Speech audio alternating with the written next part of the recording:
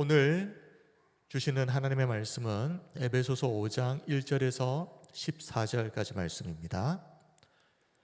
에베소서 5장 1절에서 14절 우리 한 절씩 교독하고 마지막 절은 함께 봉독합니다. 1절입니다. 그러므로 사랑을 받는 자녀같이 너희는 하나님을 본받는 자가 되고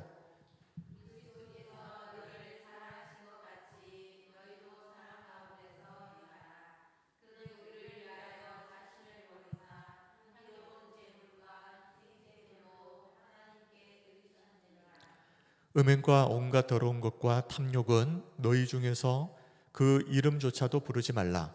이는 성도에게 마땅한 바니라.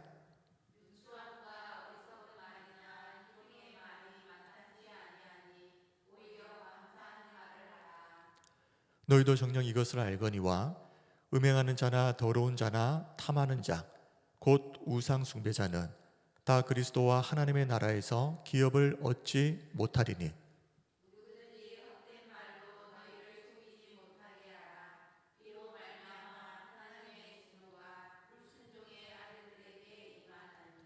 그러므로 그들과 함께하는 자가 되지 말라.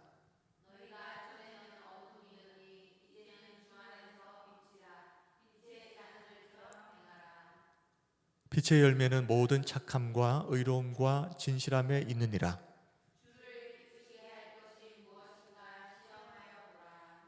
너희는 열매 없는 어둠의 일에 참여하지 말고 도리어 책망하라.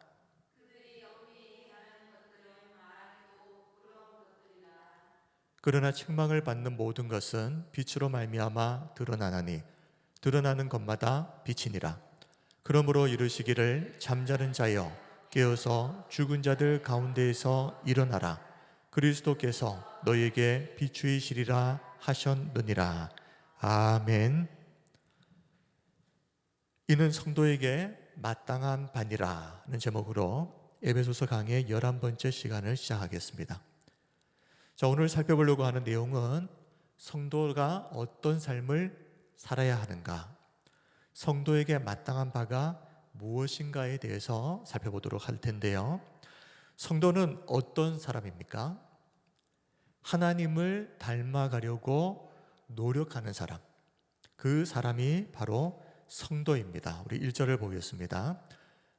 그러므로 사랑을 받는 자녀같이 너희는 하나님을 본받는 자가 되고, 쉬운 성경 번역을 보면 여러분은 하나님이 사랑하는 자녀들입니다. 그러므로 하나님을 닮으려고 노력하십시오. 이렇게 되어 있습니다.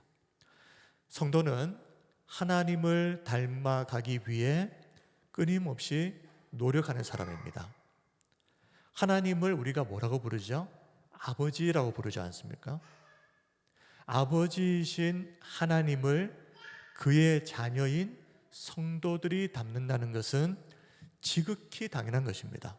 그러므로 우리가 어떻게 하나님을 닮아?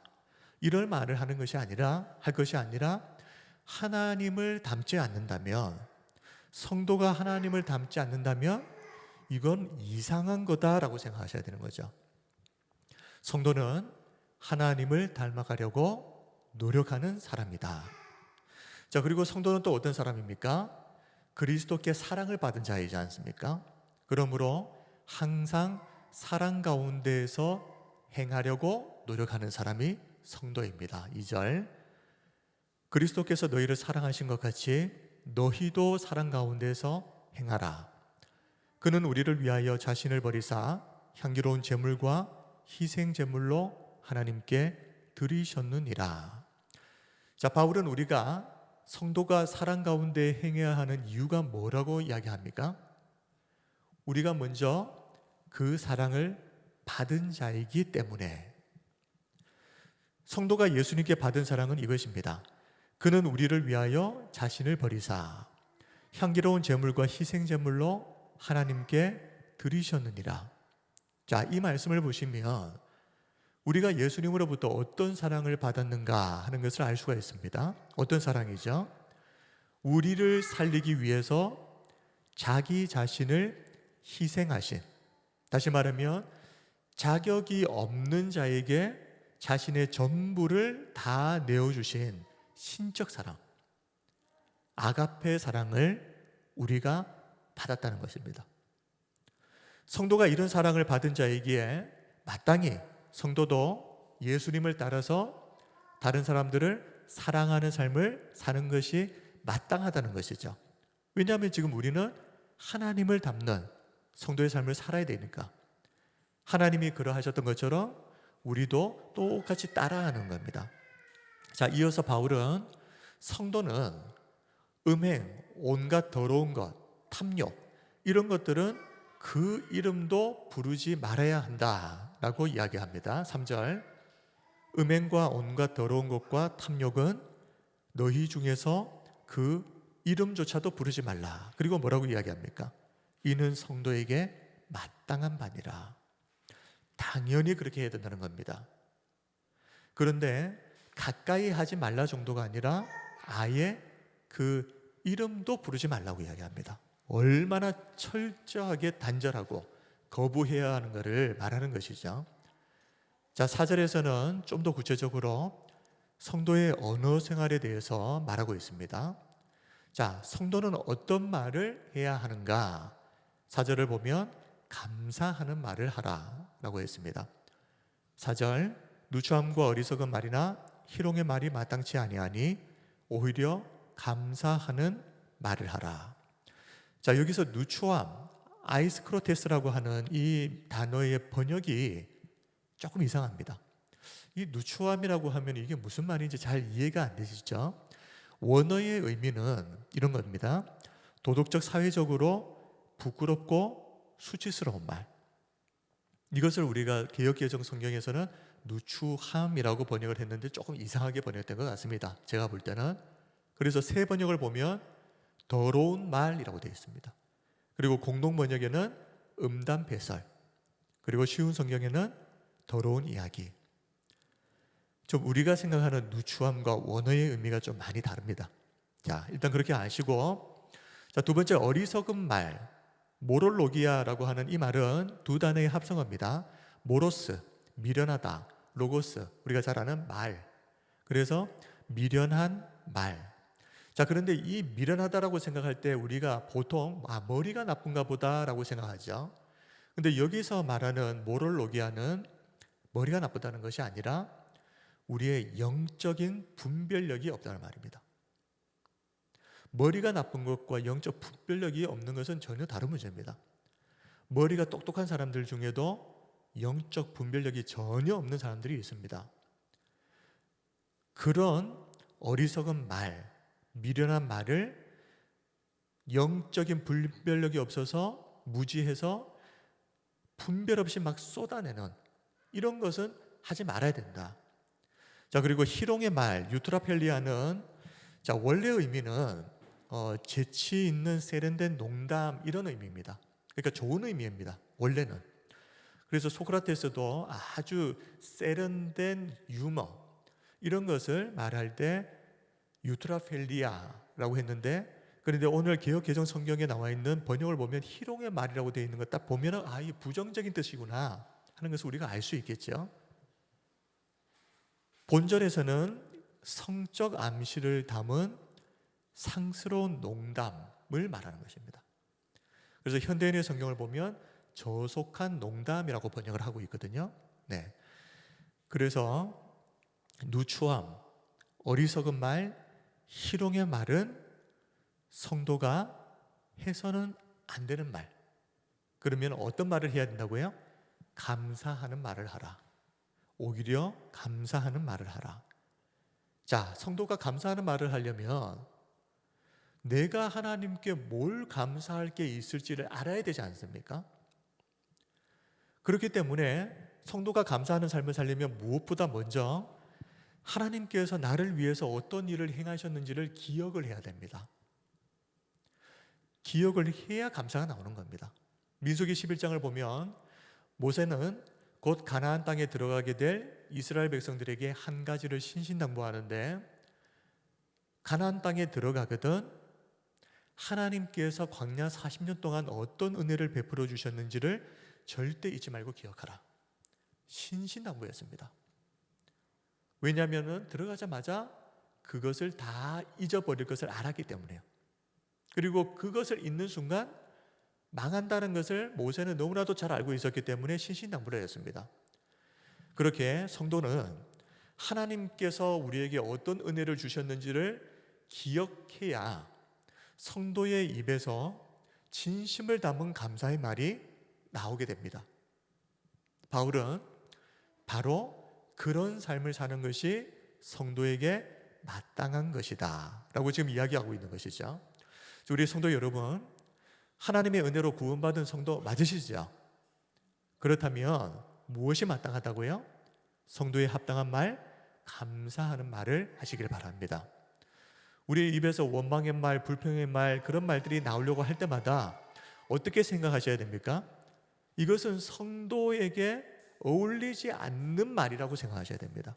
살다 보면 그럴 수 있지, 이렇게 자꾸 여지를 주니까 한 번, 두 번 하는 것이 습관이 되어버리는 겁니다.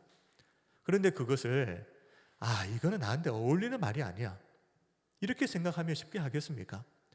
그러므로 항상 감사의 말을 하시기 바랍니다. 그것이 성도에게 어울리는 말입니다. 주일 설교에서도 말씀을 드렸지만 감사는 감정이 아니라 의지를 가지고 선택하는 것이다 라고 말씀을 드렸죠. 도저히 감사할 수 없는 상황, 또 그런 감정이 생길 때가 있습니다. 그럴 때에도 의지를 가지고 감사를 선택하는 성도님들이 다 되시기를 주님의 이름으로 축원드립니다. 이것이 성도에게 어울리는 모습이라는 겁니다. 자, 이어서 5절은 성도들이 좀 생각할 때 다소 이게 뭐지? 라고 좀 의문을 가질 만한 내용입니다. 자, 바울은 5절을 시작하면서 성도라면 모두 다 이미 알고 있는 것이다 라고 말합니다. 자, 뭘 알고 있다는 겁니까? 음란하고 더럽고 욕심에 가득 찬 자는 하나님의 나라에 들어갈 수 없다는 것을 성도들이라면 이미 다 알고 있다. 자, 5절을 보겠습니다. 너희도 정녕 이것을 알거니와, 알고 있다고 그랬죠. 정녕 알고 있다는 겁니다. 자, 무엇을 압니까? 음행하는 자나 더러운 자나 탐하는 자, 곧 우상숭배자는 다 그리스도와 하나님의 나라에서 기업을 얻지 못하리니. 자, 우리가 생각할 때는 예수님만 믿으면 구원받고 천국 가는 거 아니었습니까? 근데 갑자기 이게 무슨 말인가? 예수님을 믿어도 여전히 욕심을 부리거나 넘어질 때가 있죠. 아니, 그러면은 그렇게 실수할 때마다 나는 천국에 못 들어간다는 말인가? 내 구원은 경우에 따라서 취소될 수 있다는 말인가? 그렇다면 행위를 구원의 조건으로 말하는 율법주의와 그러면 뭐가 다른가? 자, 우리 성도님들은 어떻게 생각하십니까? 이 5절 말씀은 사실 이런 의미로 해석하시면 안 됩니다. 지금 바울이 행위 구원을 말하는 것이 아니라 행위가 따라지지 못하면 구원을 받았다고 할지라도 구원이 취소된다, 이런 말을 하는 것이 아니라 이 구절은 진짜 구원받은 성도들에게서는 반드시 어떤 변화의 모습이 나타날 수밖에 없다는 것을 강조하는 것입니다. 그러니까 지금 우리는 계속 뭘 이야기합니까? 성도에게 마땅한 바. 그러니까 성도라면 당연히 있어야 될 일들, 지금 그 이야기를 지금 하고 있는 겁니다. 5절에서 정말 바울이 말하고자 하는 것은, 자, 에베소의 성도들 중에 자, 어쩌다 한번 실수로 죄에 넘어지는 것이 아니라 이런 사람이 있었다는 겁니다. 악한 삶의 방식을 전혀 부끄러워하지도 않고, 그리고 상습적으로 그 죄를 계속 반복하면서 죄에 파묻혀서 살아가는 사람, 이 사람이 어디에 있었다고요? 에베소 교회 안에 성도라는 이름으로 이런 사람들이 있었다는 겁니다.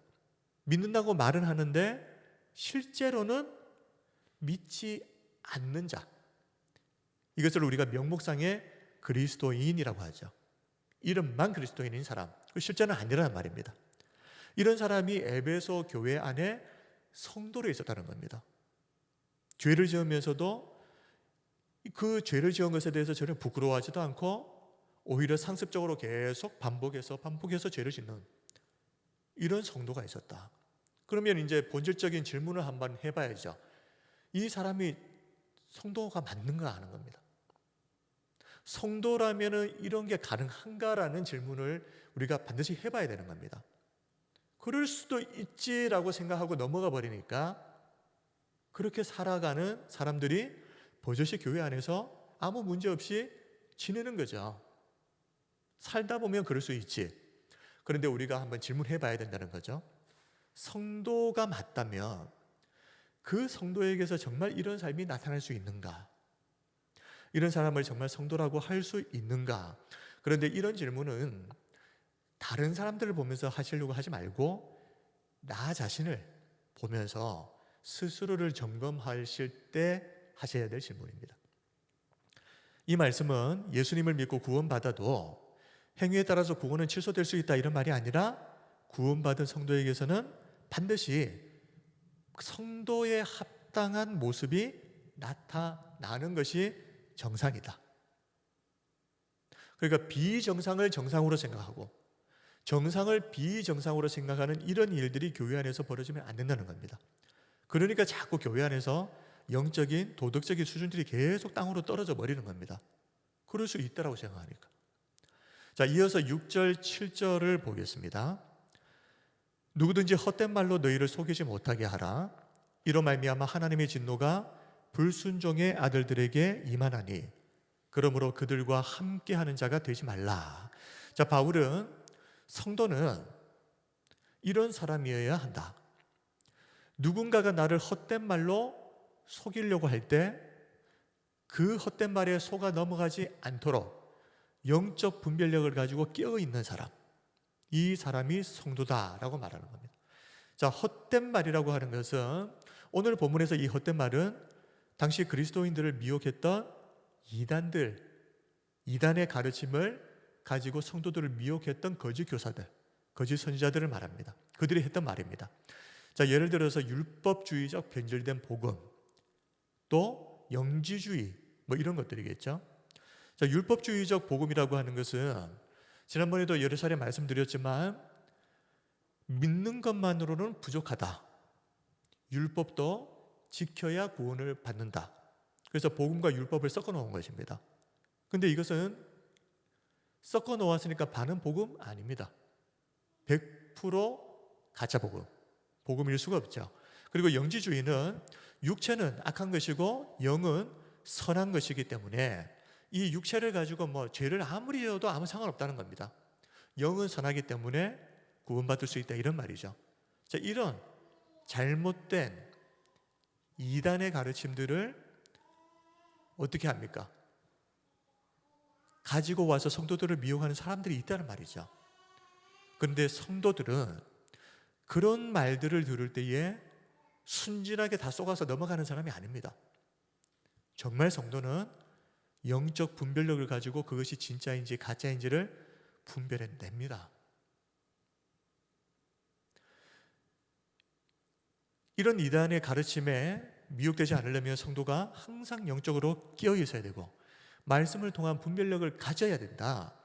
그런데 그런 사람이 바로 성도다. 자, 만약 성도가 이단들의 미혹에 속절없이 넘어가게 되면 어떻게 된다고 그랬습니까? 이단들만 심판을 받는 것이 아니라 그들과 함께 그 성도들도 하나님의 진노를 맞이하게 될 것이라고 말합니다. 이로 말미암아 하나님의 진노가 불순종의 아들들에게 임하나니 그러므로 그들과 함께하는 자가 되지 말라. 같이 어설프게 붙어 있다가 얼떨결에 같이 심판을 받아버리는 이런 일들이 벌어질 수 있습니다. 그래서 어떻게 해야 됩니까? 어떻게 하라고 합니까? 그러므로 그들과 함께하는 자가 되지 말라. 어울리지 말라는 말입니다. 아예 애초부터 가까이 하지 말라는 것이죠. 금묵자욱이라는 우리 고사성어 다 아시는 고사성어죠. 먹을 가까이 하는 사람은 반드시 거머쥔다. 검은 먹을 가까이 하면 아무리 조심을 한다고 해도 실수라도 어떻게든 묻게 됩니다. 그래서 바울은 애초부터 이런 사람들, 헛된 말로 성도들을 속이는 자들을 가까이 하지 말라고 경고를 하고 있는 겁니다. 성경에도 이것을 경고하는 말씀이 많이 있습니다. 우리 잠언 22장 24절 25절을 보면 노를 품는 자와 사귀지 말며 울분한 자와 동행하지 말지니. 왜 그렇습니까? 왜 노를 품는 자와 사귀지 말고 또 울분한 자와 동행하지 말라고 그랬습니까? 그의 행위를 본받아 네 영혼을 올무에 빠뜨릴까 두려움이니라. 어울려 보십시오. 단막합니다. 영향을 받을 수밖에 없습니다. 그리고 잠언 13장 20절을 보면 지혜로운 자와 동행하면 지혜를 얻고 미련한 자와 사귀면 해를 받느니라. 주로 어떤 사람들이 이단에 넘어간다고 생각하십니까? 어떤 사람일까요? 교만한 사람입니다. 나는 그런 이단에 넘어갈 리가 없다. 자기 자신을 과신하는 사람들. 그렇게 자신을 과신하다 보니 악한 자들, 미혹하는 자들과 어울려도 나는 괜찮다라고 생각하는 겁니다. 이런 사람들과 어울려도 나는 절대 저 사람들한테서 영향을 받지 않는다는 겁니다. 그래서 성도들 중에 혹 어떤 분들은요, 나는 성경도 잘 알고 확실하게 예수님을 믿는 사람이기 때문에 주변에 그 이단에 속한 사람들과 뭐 동료로, 친구로 지내는 거 아무 문제 없다고 생각하는데요. 천만의 말씀입니다. 그렇게 교만을 떨다가 넘어갑니다. 그러므로 정말 겸손하고 지혜로운 성도는 어떻게 합니까? 자신이 언제든 넘어질 수 있다는 것을 겸손하게 인정하고 애초부터 악한 자들과 어울리질 않죠. 이게 겸손하고 지혜로운 사람입니다. 그래서 시편 1편 1절을 보면 복 있는 사람은 어떤 사람입니까? 악인들의 꾀를 따르지 아니하며 죄인들의 길에 서지 아니하며 오만한 자들의 자리에 앉지 아니하고. 그러니 복 있는 사람인 거죠. 좋은 사람들과 믿음이 신실한 사람들과 어울리는 겁니다. 그런데 복이 없는 사람은 어울려도 꼭 악한 사람들과 어울리고 꼭 보면 죄인들의 길에 같이 서 있고 오만한 자들의 자리에 같이 앉아 있습니다. 그렇게 어울리다 보면 금묵자흑이 되어버리는 겁니다. 우리 사랑하는 성도 여러분, 악인들, 죄인들, 오만한 자들 나는 괜찮아 이런 생각하지 마시고요. 그런 사람들과는 좀 거리를 지혜롭게 둘 줄 아는 복 있는 사람이 다 되시길 바랍니다. 자, 이어서 바울은 8절에서 성도의 정체성이 무엇인가? 한마디로 빛이다라고 말합니다. 에베소서 5장 8절을 우리 같이 한번 읽습니다. 시작. 너희가 전에는 어둠이더니 이제는 주 안에서 빛이라. 빛의 자녀들처럼 행하라. 아멘. 예수님을 믿기 전 우리는 어둠이었다. 그러나 예수님을 믿고 나서 이제는 주 안에서 우리는 빛이다. 이것이 우리의 정체성이다라고 말합니다. 자, 성도는 이전에 자기 정체성이 어둠이었다는 것을 솔직하게 먼저 좀 인정을 해야 됩니다. 우리는 예수님을 믿기 전 한 사람도 예외 없이 어둠의 정체성을 가진 사람이었습니다. 자, 정체성이 어둠이었다라는 것이 무슨 말이겠습니까? 결코 그 어둠을 벗어날 수 없는 존재였다는 것. 무슨 수를 써도 결코 그 어둠에서 벗어날 수 없었던 존재. 평생 어둠의 일을 하고 어둠의 삶을 살아갈 수밖에 없는 그냥 어둠의 정체성을 내 숙명으로 받아들여야만 했던 그런 인생이었다는 겁니다.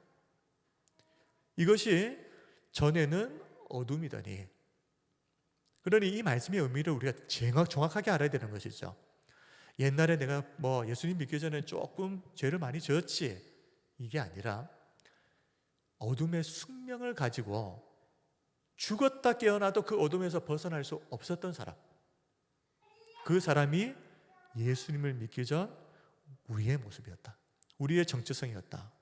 그런데 예수님을 믿고 이제 성도가 되었을 때 이제는 주 안에서 빛이 되었다. 자, 우리는 첫 번째, 이전에 어둠의 정체성을 가진 사람이었다는 것을 인정하고, 그리고 두 번째, 이제는 빛이 되었다는 것을 믿어야 됩니다. 우리가 빛의 정체성을 가지게 되었다는 것은 하나님의 자녀의 정체성을 이제 갖추게 되었다는 것입니다. 자, 어둠은 사단의 정체성입니다. 그런데 빛은 하나님의 정체성입니다.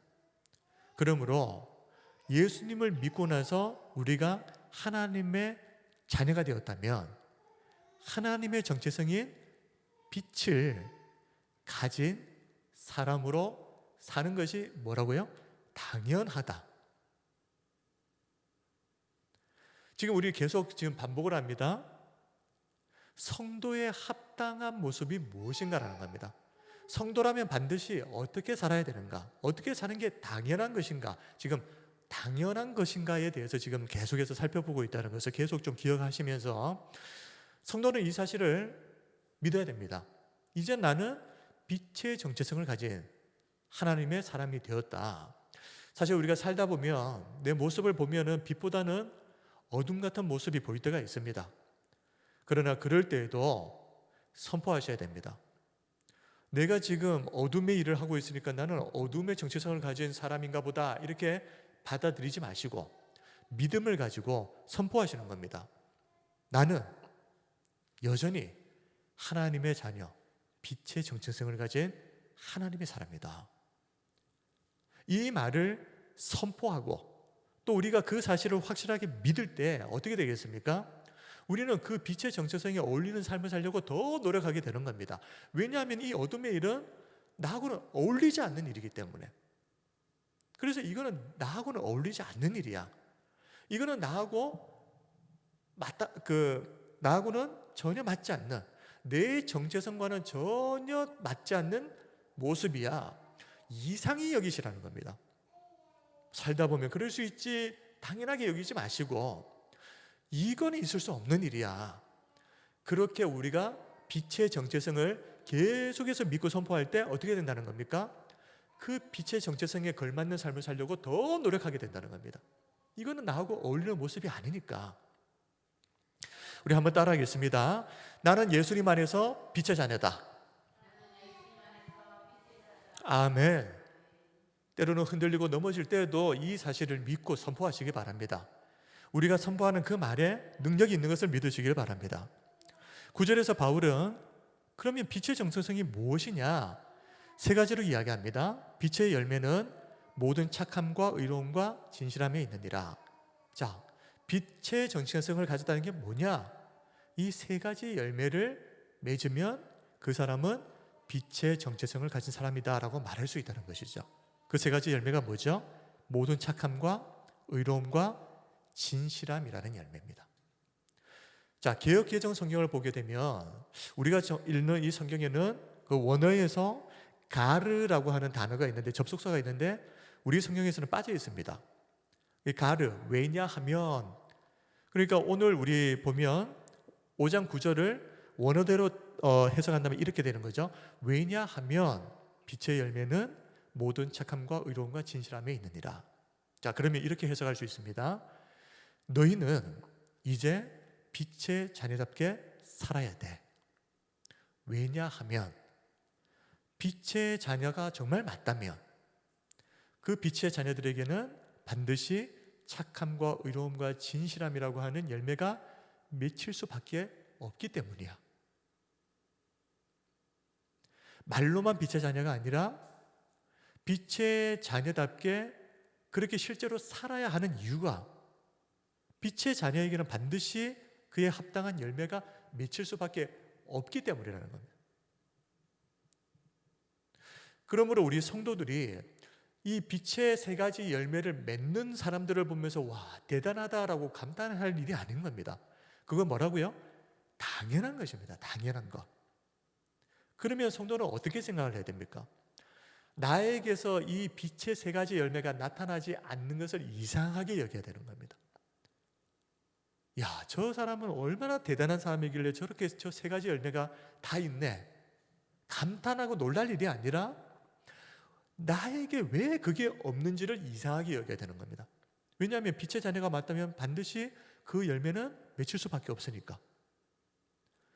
빛의 자녀, 그리스도인에게서 반드시 나타나야 할 이 세 가지 열매, 자, 하나씩 살펴볼 텐데, 모든 착함. 자, 단순히 개인적으로 법 없이도 살 수 있는 정말 착한 사람, 도덕적인 사람, 이런 말이 아니라 여기서 강조점은 내가 그렇다 이게 아니라 타인에게 있어서 항상 이런 착함이라고 하는 유익한 열매를 맺는 사람. 그러니까 내가 착해 이게 아니라 다른 사람에 대하여, 타인에 대하여 유익한 것들을 계속해서 제공해주는 그런 착함을 말하는 겁니다.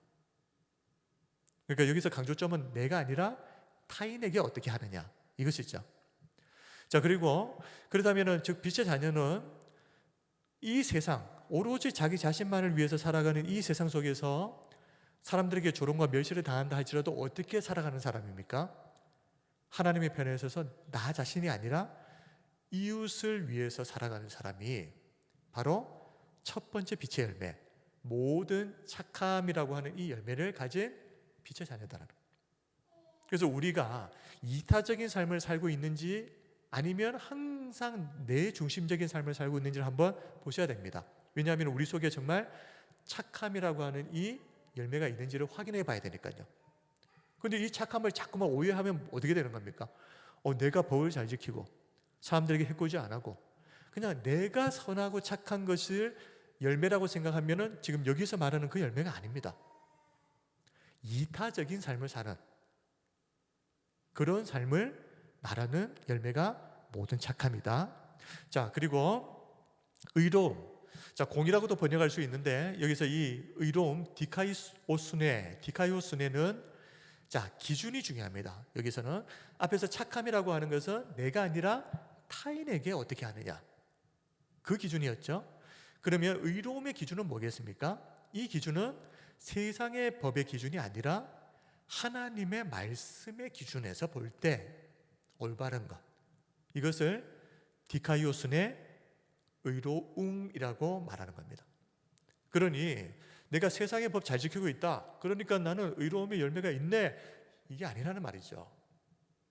하나님의 법에 따라서 살고 있는지를 살펴보고 만약 하나님의 법을 가장 우선으로 하고 그 말씀에 따라서 살고 있다면 우리에게는 디카이오스네 의로움의 두 번째 열매가 있다는 걸 확인할 수 있는 겁니다.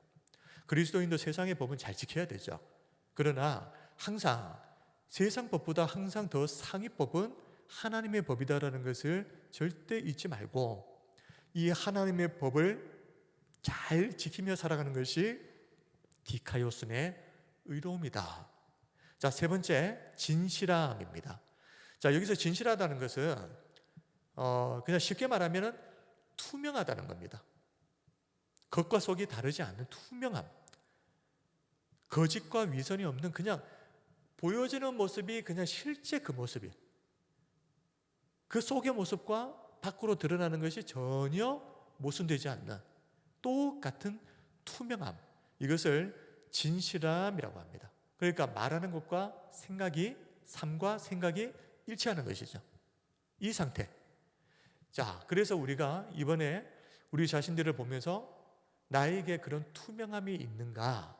있다면 나에게는 세 번째 열매인 진실함의 열매가 있구나.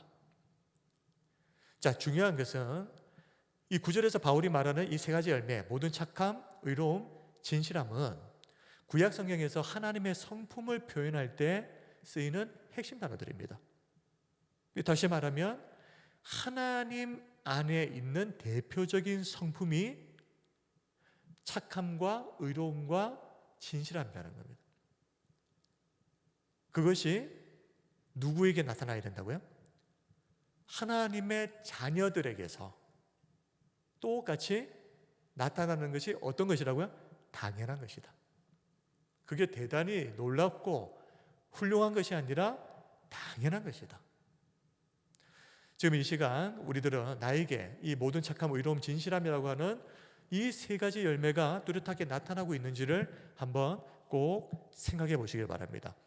자, 지금부터는 성도가 빛의 정체성에 합당한 삶을 살기 위해서 꼭 알아야 되는 이제 중요한 내용을 말씀을 드릴 텐데, 자, 우리가 어떻게 하면 빛의 정체성에 합당한 삶을 살 수 있을까?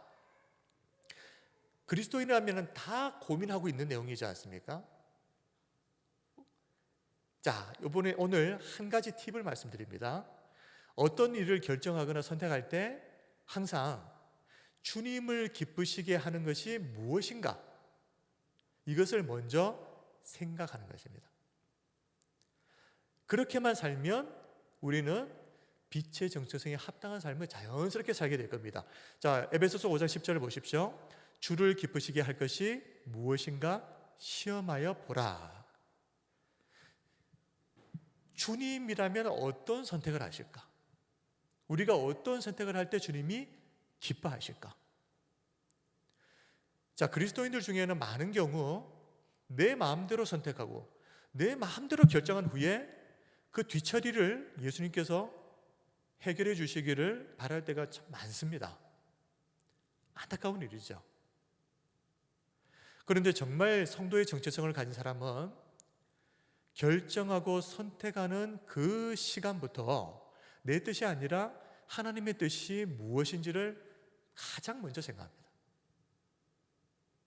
그러니까 내가 하고 싶은 것을 선택하는 것이 아니라 모든 것을 선택할 때 항상 먼저 하나님이 뭘 원하실까를 먼저 생각한다는 말입니다. 찰스 셀던의 세계적인 베스트셀러죠. 예수님이라면 어떻게 하셨을까라는 책이 있습니다. 아마 우리 성도님들 중에는 읽어보신 분들이 아마 많이 계실 텐데, 이 내용은 레이먼드 교회에 헨리 맥스웰 목사님이 계셨는데 평소처럼 평범하게 목회를 하고 있었습니다. 근데 어느 날 주일 예배 시간에 한 불황자가 교회에 들어왔는데 이분이 실직하고 아내까지 잃어버린 사람이었습니다. 이 불황자가 예배당 앞으로 걸어 나와서 성도들에게 갑자기 이런 질문을 던지는 겁니다. 그리스도인들이 예수님의 발자취를 따른다는 것이 무슨 뜻입니까?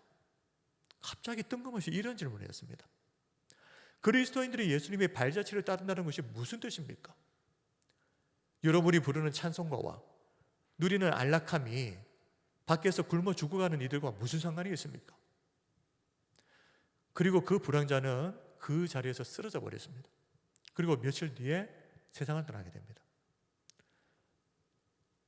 맥스웰 목사님이 이 모습을 보고 충격을 받은 겁니다. 그리고 나서 그 다음 주일에 예배 시간에 성도들에게 우리 1년 동안 이 한 가지를 함께 서약을 했으면 좋겠습니다 하고 제안을 했는데, 자, 이렇게 말합니다. 앞으로 우리가 1년 동안 무슨 일을 하든지 선택과 결단의 순간마다 예수님이라면 어떻게 하셨을까? 반드시 이 질문을 던지고 예수님이 하셨을 대로만 행동합시다. 그렇게 서약을 하자는 겁니다.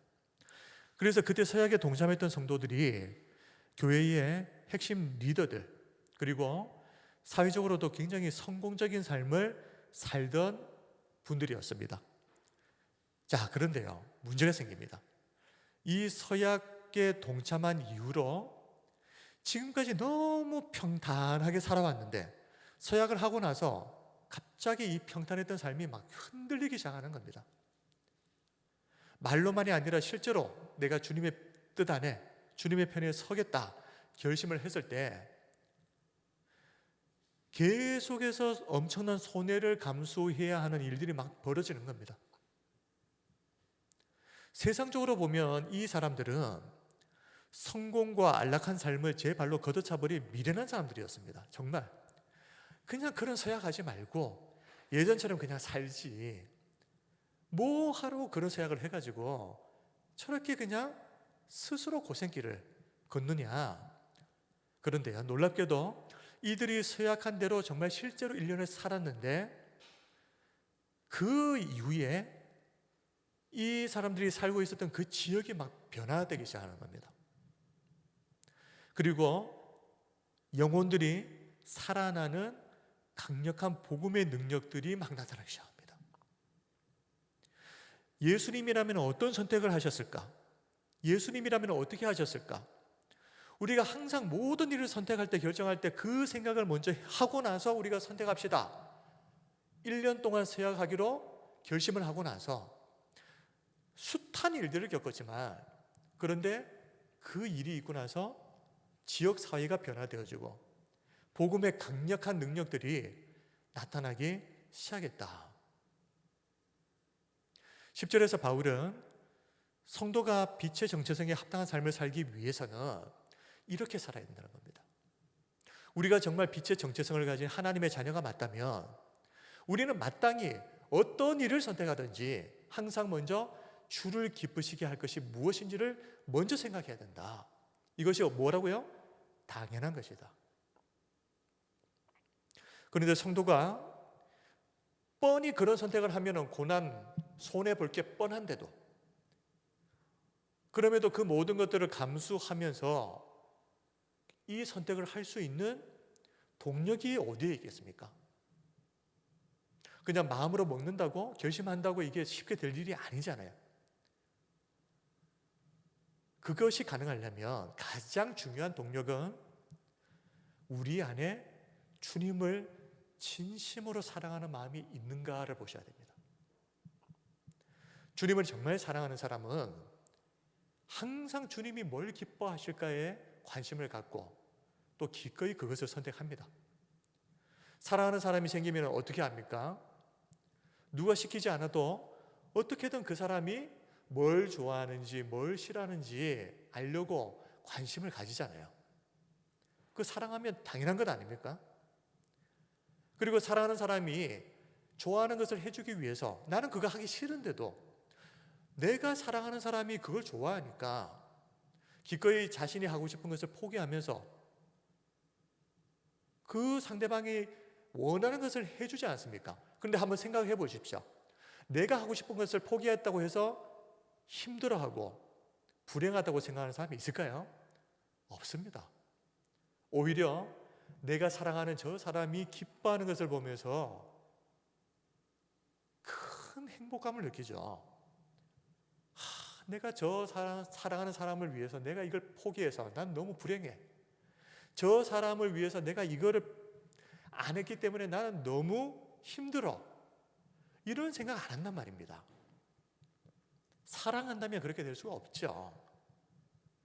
이렇게 주님의 은혜를 입고 주님을 뜨겁게 사랑하는 성도들이라면 항상 주님이 뭘 좋아하실까, 주님이 뭘 기뻐하실까를 가장 먼저 생각하고 주님이 기뻐하시는 삶을 선택하는 것을 기뻐하고 즐거워한다는 겁니다. 그러므로 주님을 사랑하는 성도에게는 이 땅에서 빛의 정체성을 가지고 살아간다는 것이 고통스럽고 힘든 게 아닙니다. 물론 빛의 정체성, 주님이 원하시는 것을 선택하면서 살아야 되기 때문에 포기해야 될 것도 많고 손해보아야 될 것도 많지만 내 사랑하는 주님이 원하시는 것을 내가 선택한 것이기 때문에 우리는 그것을 선택할 때에도 기꺼이 선택하고 그리고 그 선택에 대한 여러 가지 어려운 어떤 일들을 당한다 할지라도 그것으로 인하여서 주님이 기뻐하신다면 우리도 기쁘고 우리도 행복한 것입니다. 이것이 빛의 정체성을 가진 성도의 삶입니다. 성도는 주님을 기쁘시게 할 것이 무엇인가? 이것을 우리가 항상 생각해야 된다. 자, 그런데 그게 끝이 아니죠. 주님을 기쁘시게 하는 것이 무엇인가를 생각하면서 동시에 한 가지를 더 생각해야 되는데 주님을 기쁘시게 하지 않는 것은 무엇인가?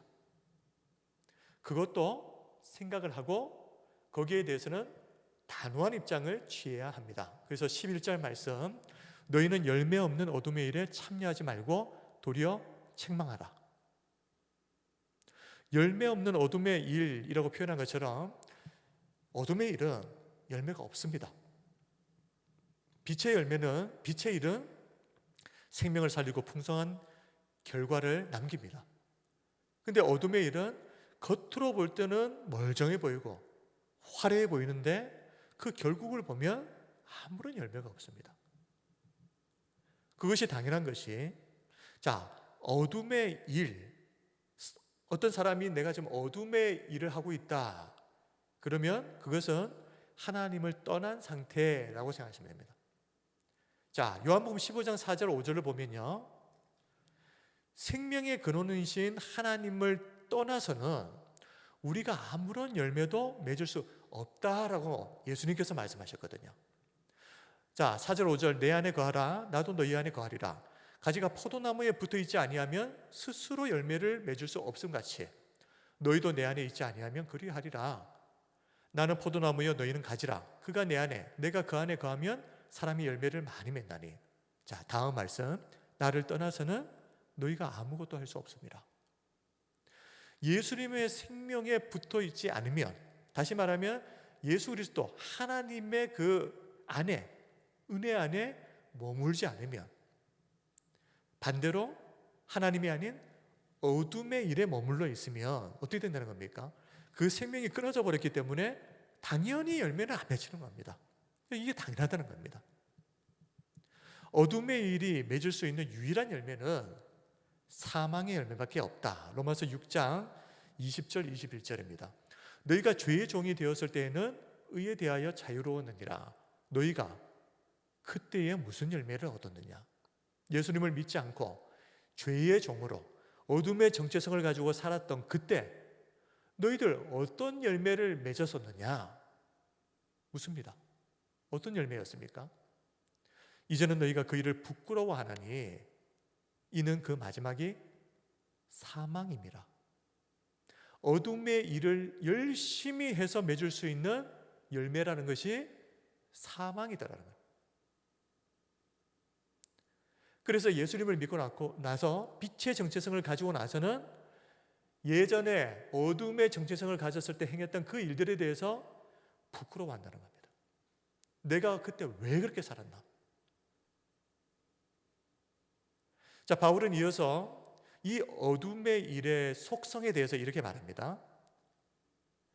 사람들 몰래 은밀히 행하는 말하기도 부끄러운 것. 어둠의 일이 뭐냐? 말하기도 부끄러운 것이다. 근데 속성이 뭐죠? 사람들 몰래 은밀히 행한다는 겁니다. 자, 12절 그들이 은밀히 행하는 것들은 말하기도 부끄러운 것들이라. 자, 은밀히 행한다, 말하기도 부끄러운 것. 자, 사람이 은밀히 행한다는 것은 무슨 의미겠습니까? 자기 자신도 이 일을 행하면서 부끄러운 일이라는 것을 알고 있단 말입니다. 부끄럽지 않으면 대놓고 하죠. 그런데 내가 생각해도 이건 부끄러운 일이라는 것을 압니다. 그런데 하고는 싶습니다. 그리고 어떻게 하죠? 사람들이 보지 못하도록 몰래, 은밀하게. 자, 그런데 원어를 보면 현재 수동태 분사를 사용하는데요. 자, 이렇게 살아가는 사람이 어쩌다 한번 실수로 그렇게 하는 것이 아니라 지속적으로 반복해서 일부러 고의적으로 그렇게 한다는 겁니다. 스스로 부끄러운 줄 알면서도 고의성을 가지고 너무너무 그 죄를 짓고 싶어서 몰래, 사람들 몰래 지속적으로 반복해서 어둠의 일을 행한다. 이것이 어둠의 일의 속성이다. 한번 우리 주변에 한번 어둠의 일이라고 생각되는 어떤 죄의 목록들을 가지고 한번 생각해 보십시오. 다 이렇게 행하고 있지 않습니까? 몰래. 그러나 고의성을 가지고 적극적으로 반복해서. 그런데 자신은 스스로도 이게 부끄러운 일이라는 것은 압니다. 그런데도 하는 겁니다. 이게 어둠의 일의 속성입니다. 그래서 성도는 이 어둠의 일을 행하는 것에 대해서 참여하지 않는 정도가 아니라 단호하게 책망하고 그 잘못된 것이다라고 말하고 강력하게 거부하는 삶을 살아야 한다. 이것이 성도가 살아내야 할 마땅한 삶이라고 지금 바울이 말하고 있습니다. 자, 12절에서 은밀히 행하는 어둠의 일이라고 했는데, 자, 사람들이 이 어둠의 일을 행하면서 은밀히 몰래 행한다고 했지 않습니까? 그런데 그게 결정적인 문제가 있습니다. 감춘다고 감춰지느냐는 겁니다. 숨긴다고 숨겨지느냐는 겁니다. 13절 그러나 책망을 받는 모든 것은 빛으로 말미암아 드러나나니 드러나는 것마다 빛이니라. 아무리 숨기려고 해봐야 빛이 비치면 다 드러나 버린다는 겁니다. 바울은 빛이 비치면 어둠이 드러난다. 자, 어두운 방에 빛을 비추면 그 방 안의 상태가 있는 그대로 적나라하게 다 드러나 버리는 것처럼 하나님의 빛이 비치면 어떤 것도 감출 수 있는 것은 없다라는 말입니다. 그런데 사람들은요, 희한하죠. 죄를 지을 때 그 심리를 한번 생각해 보십시오. 한번 다윗을 한번 생각해 보십시오. 불신자들이 아니라 하나님의 마음에 합한 자라고 말했던, 그렇게 인정받았던 다윗도요, 바세바를 범하는 그 죄를 지을 때는요, 그 모습을 보십시오. 마치 하나님이 없는 것처럼 죄를 짓습니다. 마치 하나님이 모른다고 생각하는 것처럼 죄를 짓습니다. 그리고 은밀하게 몰래 죄를 짓죠. 다윗 같은 사람도 한번 죄를 지으려고 정신이 돌아버리니까 하나님이 마치 이 상황을 보지 못하고 있는 것처럼 생각하면서 그렇게 죄를 치더라는 겁니다.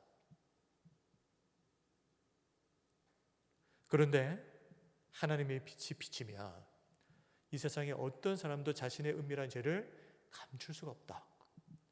그런데 하나님만 그 빛을 비추시는 것이 아니라 하나님은 성도들에게도 이 세상에 빛을 비추는 사명을 부여하셨습니다.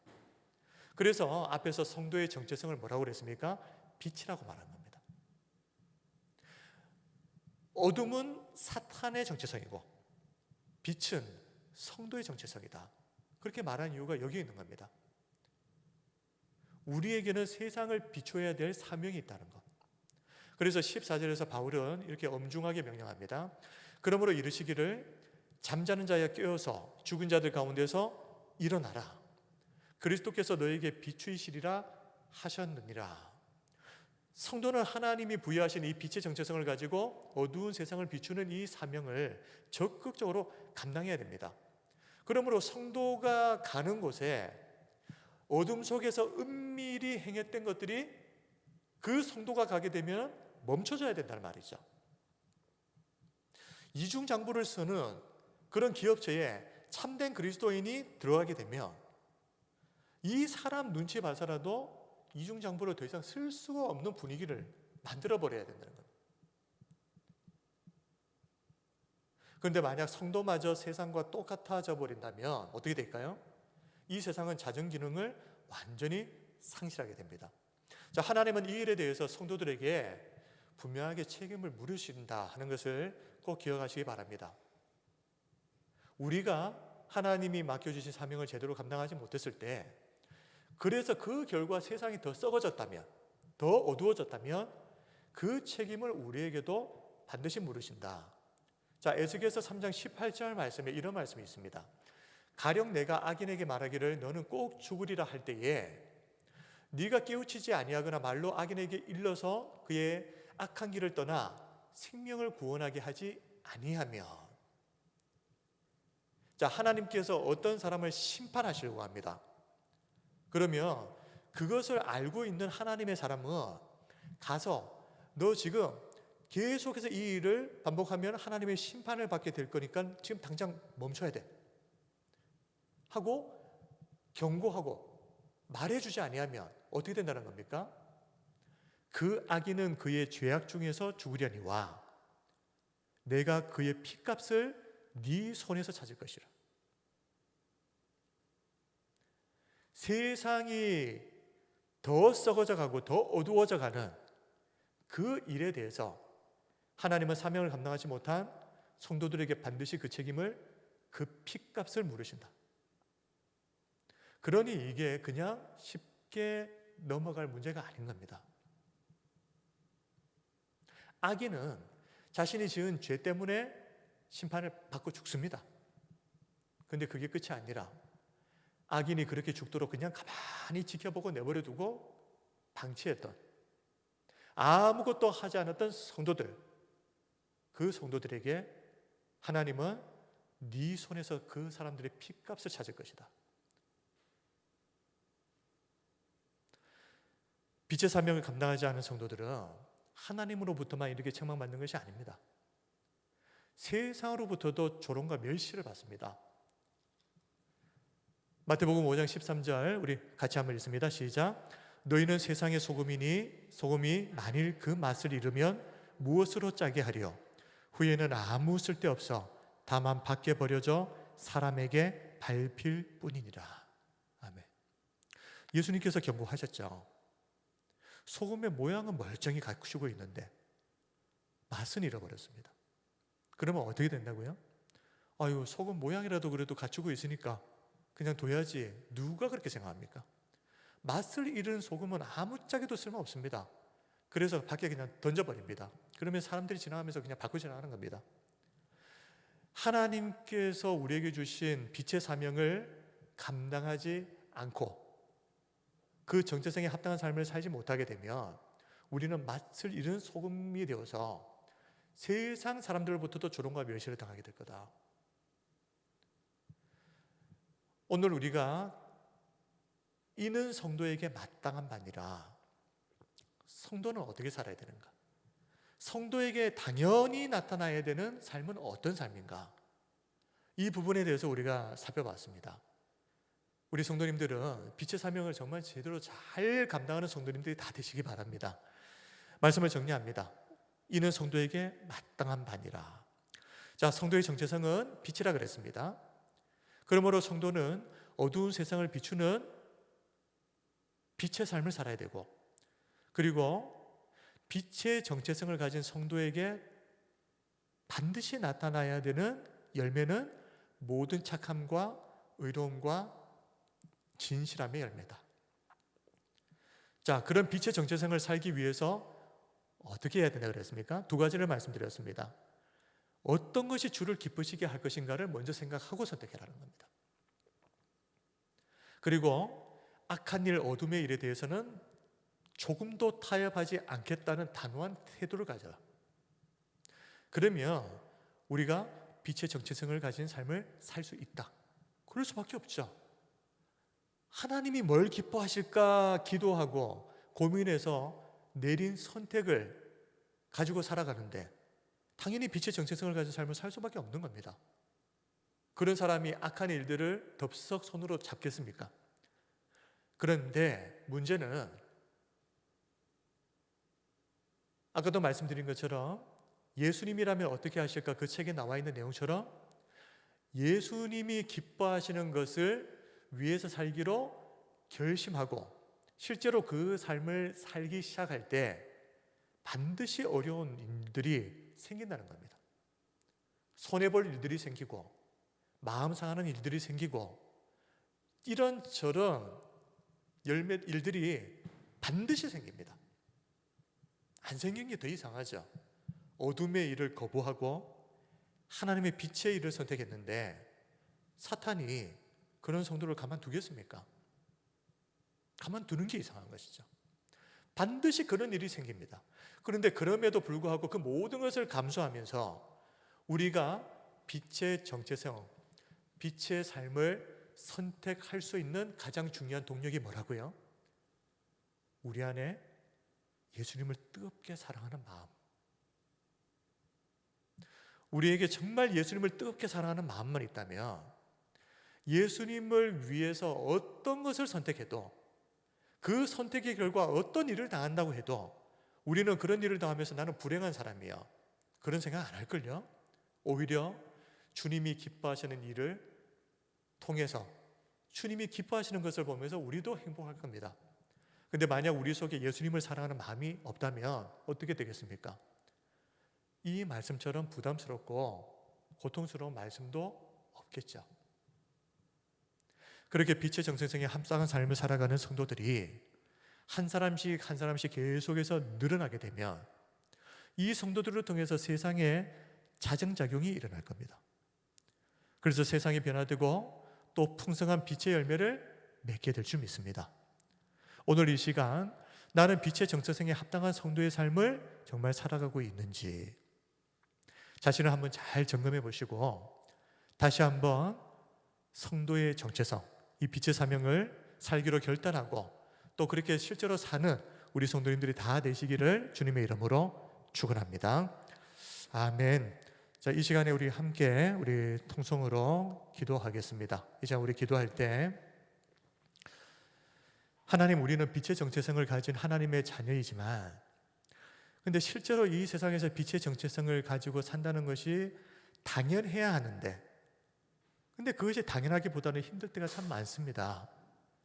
하나님, 혹시 우리 마음속에 주님을 뜨겁게 사랑하는 마음이 부족하지는 않는지 한번 돌아볼 수 있게 해주셔서 만약 주님을 사랑하는 마음이 부족해서 빛의 정체성을 따라 살아가는 것이 힘들게 느껴진다면 하나님 이 시간 우리의 마음에 주님 사랑하는 뜨거운 마음을 회복시켜 주옵소서.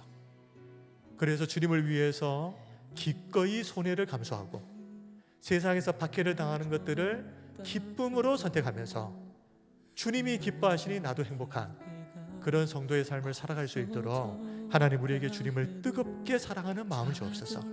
우리 교회를 위해서 기도하겠습니다. 여러 가지 부족한 점들이 많다 할지라도 가장 중요한 것은 주님을 가장 사랑하는 교회, 주님을 사랑하는 교회가 되는 것입니다. 이 시간 우리 교회를 위해서 아버지 하나님, 우리 성도들 한 사람 한 사람이 주님을 뜨겁게 사랑하는 그런 교회가 되게 해주시고 우리를 통해서 이 땅의 빛의 사명 잘 감당하여서 세상의 놀라운 복음의 역사들 능력이 나타나게 해주옵소서. 또 어렵고 힘든 중에 기도하는 우리 성도들의 기도를 하나님이 들으시고 놀라운 것으로 응답해 주옵소서. 하늘의 문을 활짝 열어 주옵소서. 우리 통성으로 이제 함께 기도하겠습니다. 거룩하신 아버지 하나님, 오늘도 주님 앞에 나와